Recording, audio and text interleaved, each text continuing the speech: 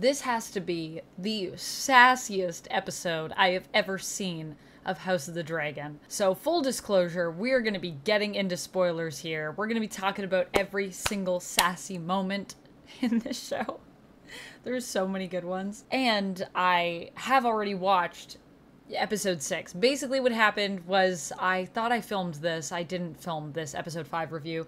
Went and watched episode 6, then came back to rewatch episode 5 so we can get into it. So fair warning, spoilers ahead. We're going to be talking about all of it. This was so much fun to revisit. I cannot wait to discuss with you. Let's talk about House of the Dragon episode 5.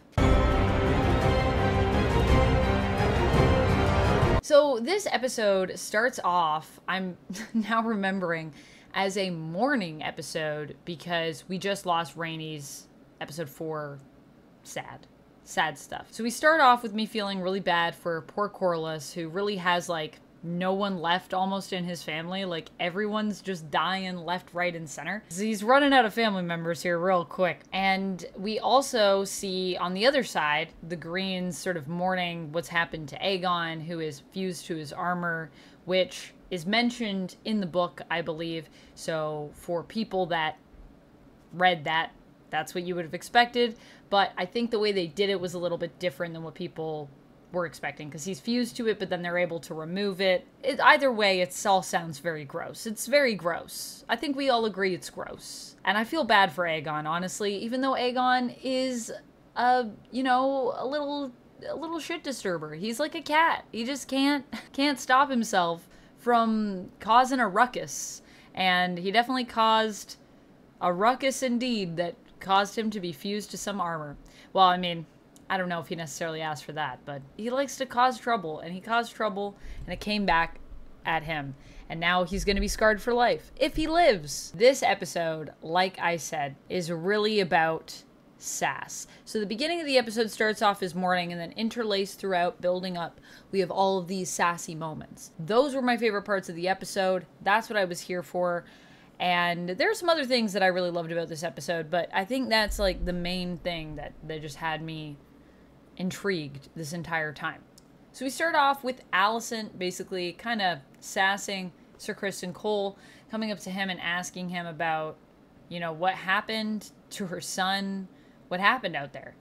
And Criston is just giving these like very like blank, very what you would say answers if you were just the knight that was going to talk about the battle and how it was good. And so he kind of gives her these answers of like, it was fine, everyone was really brave, we won the battle. And she's like, yeah, but like, what happened out there? Like, my son is fused to armor? Aemond doesn't have a scratch on him. Meleys is dead. Rhaenys is dead. Do you want to expand? Ser Criston Cole's like, everyone fought bravely. So she is very much not here for this already. And it's only going to get worse for Alicent. It's only going to get worse there. We'll come back to that in a second, because meanwhile, while Alicent's dealing with Criston Cole, Rhaenyra has to deal with her whole council kind of ganging up on her. They kind of say to her, well, they literally say to her that she doesn't really know about battle because she's part of the fairer sex. And then she has one of the best clapbacks where she says they don't know any more about battle than she does because they all grew up basically in a time of peace because of her father. So no one really had to fight battles. Honestly, fair. And I cannot wait. I cannot wait to see Rhaenyra ride into battle. I feel like we're building up to this the entire season. I think it's going to be in the finale. We're going to finally get to see her on her dragon, like riding out sword in hand. I really hope we get to see that because I feel like it would be really epic. And I just feel like Rhaenyra kind of needs that. She kind of needs that right now, you know? I'm hoping that's what happens. But back to Cole and Alicent. Rhaenyra's dealing with her council. Alicent's dealing with Criston Cole, and then that also ends up extending to her own council. Now that Aegon is out, everyone's discussing who will take over, who will rule in his stead, and Alicent's like, well, you know, my resume checks out, guys. I've kind of did it for a long time with Viserys. I'm pretty good at running the kingdom when people are not well, so I'm happy to step in. And everyone's like, well, it's kind of a time of war, and you are a woman, so maybe Aemond? And she's like, right, but Aemond is better as a warrior. Also, my son, but crazy. So maybe I should take over.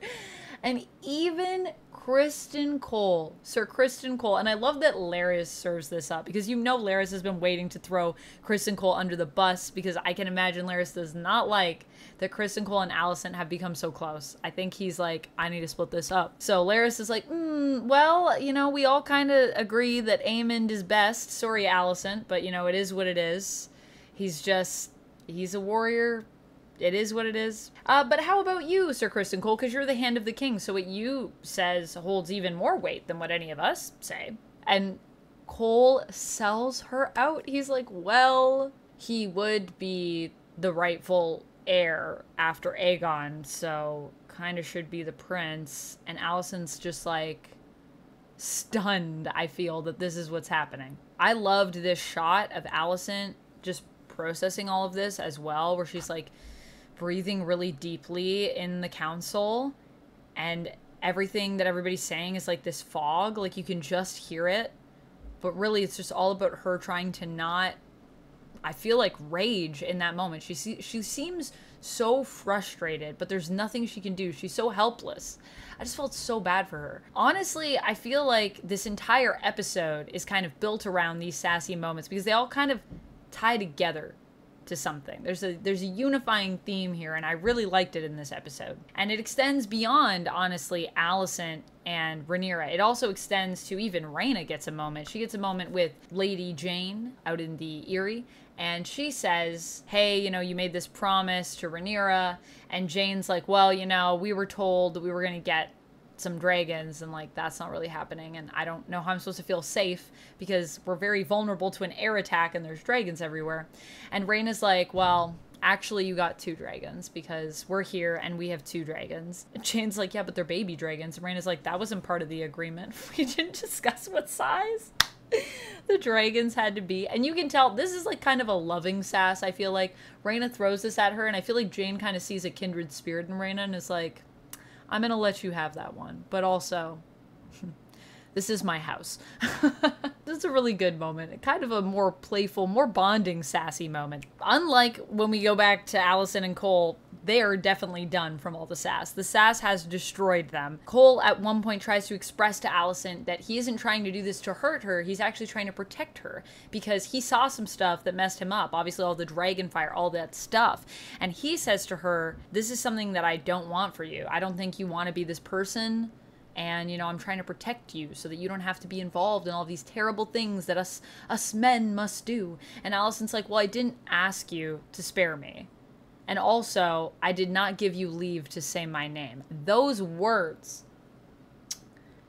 the best. I gotta say, even though, you know, I am on the side of the blacks, not the greens. I've made this very clear in my reviews. I love Alicent. I just really wish that Alicent and Rhaenyra could be together.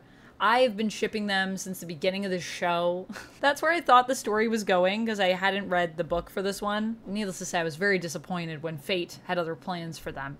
So to see her get these cool moments is just very rewarding. I really do like Alicent, even though she's on the wrong side for me. But I still like her as a character. I think she's really cool. I feel bad for Alicent in a lot of ways, but she's also so strong. So cool. Speaking of people that are strong and cool and badass, Baela also gets a sassy moment in this. She gets to be sassy like her grandmother, like Rhaenys, and she kind of puts Corlys in his place and reminds him, even though he's feeling sad and he's lost Rhaenys, he's not the only one. A lot of people have lost her.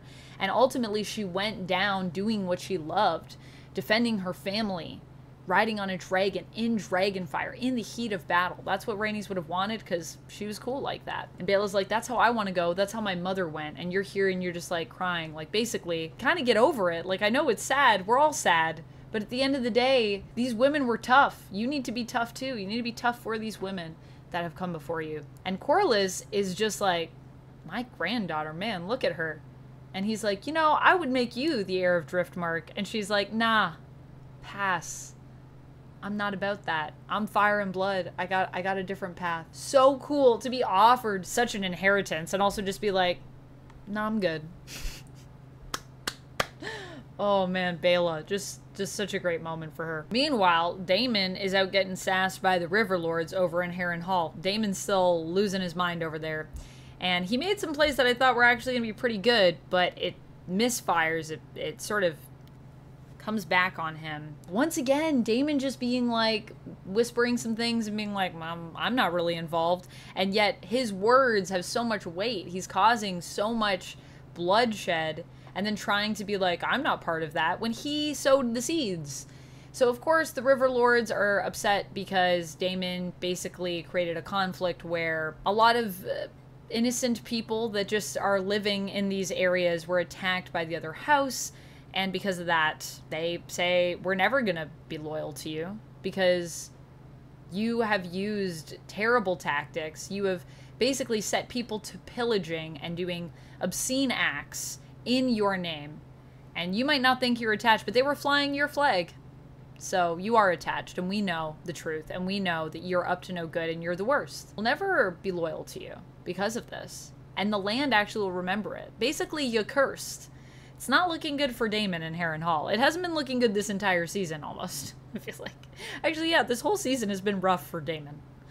It's not going well. Jace, on the other hand, he's got some pretty good tactics. What he's up to making secret deals with the Freys and promising them Harrenhal at the end of this war in order to get a passageway for his northern allies to come across. Honestly, pretty good. I think Jace has some pretty good strategies. I feel like I see a lot of Rhaenyra in Jace, and it's cool to see that. I think it was a really good plan, speaking of Rhaenyra, to use the people of King's Landing to try to turn the tides of the war from within. That's the White Worm, and Rhaenyra kind of come up with this plan, and honestly, I think it's a great plan. I am just like, yeah, like, no one's thinking about how powerful the people are. This episode is kind of about two things. Well, it's kind of about one thing in total, but it's got one heavy element. We're going to get to that in a second, but this all ties into that as well. Rhaenyra and the White Worm's plan to use the people to sort of fight from within without actually getting to be there. They can't do anything in King's Landing, so the White Worm's like, why not just get other people to do stuff for you? You got people. Use them. We get some really cute bonding in this episode with Baela and Rhaenyra, which I really liked, where Rhaenyra entrusts Baela to ask her grandsire to be the hand of the king, where Rhaenyra trusts Baela to ask her grandsire to be the hand of the queen, and to come and sort of serve by her side, as Rhaenys was doing, so she can have some more people in her corner, which honestly she needs. And Corlys is also a brilliant tactician. He's a guy, he knows about battles, so I feel like it'll be good to have him in her corner to remind people, and also to let them know that, like, you know, I do have people here that know stuff, so maybe we can all trust each other. So I think it's a smart play. And I'm glad that Baela was the one to ask, because of course, like I said before, she was able to straighten out her grandfather, and he does end up accepting, which is pretty awesome. I like it. I like it. I like these bonds. These bonds are good bonds. Good family bonds. Speaking of family bonds, over in Harrenhal, we get some weird ones with Daemon and his weird dreams. He's got some dreams about his mom, I think.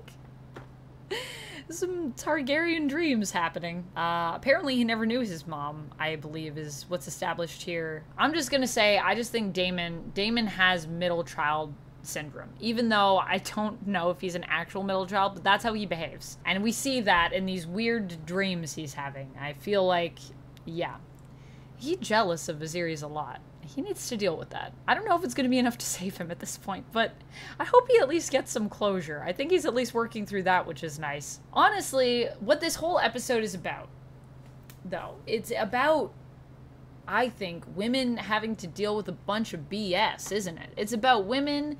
No one wants to listen to these women, and yet these women are smart, capable, strong people. Because they're women, can have no input, even though a lot of the times I feel like they're trying to preach for, like, the best choices at the table of war and trying to think through it in a way where there isn't unnecessary slaughter. So it's interesting to see the mirroring that happens between Alicent and Rhaenyra here.